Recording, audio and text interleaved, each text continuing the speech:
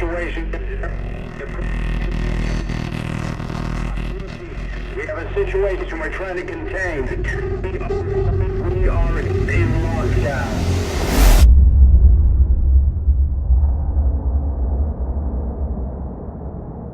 Ridley Scott's original Alien movie presented a really grounded view of the future. This wasn't holograms and touchscreens. It's chunky, analog push-button technology. This is a world of CRT, not LCD.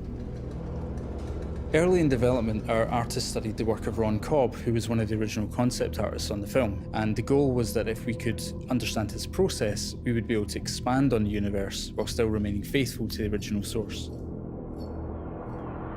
This lo-fi sci-fi approach doesn't just inform the visuals, it also has a big effect on how we design the gameplay. If you take the motion tracker, for example, it's big and it's heavy, you can't hold it at the same time as a weapon. And all it does is tell you the movement of an object on a 2D plane, and even then, only on a small cone in front of you. In order to stay faithful to the source, we set ourselves a rule: we wouldn't build anything that couldn't have been built on the original set in 1979. I'm in. Everything in our game conforms to this retro future aesthetic. The first objective was to strip back the UI as much as possible. For the on-screen elements that we do have, we had to look at a lot of different options to try and recreate the softness and fuzziness that the technology of the 70s presented. The technique that we found most effective was actually to take gameplay footage and UI elements and record them onto VHS tape and play them back through an old portable television.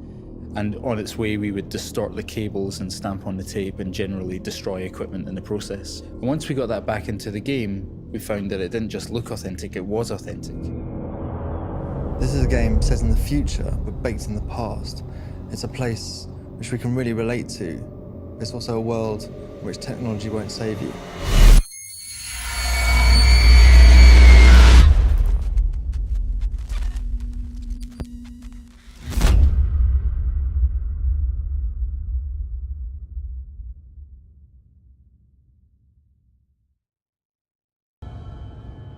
Sound is a massive component of any horror experience, and that's definitely the case with Alien.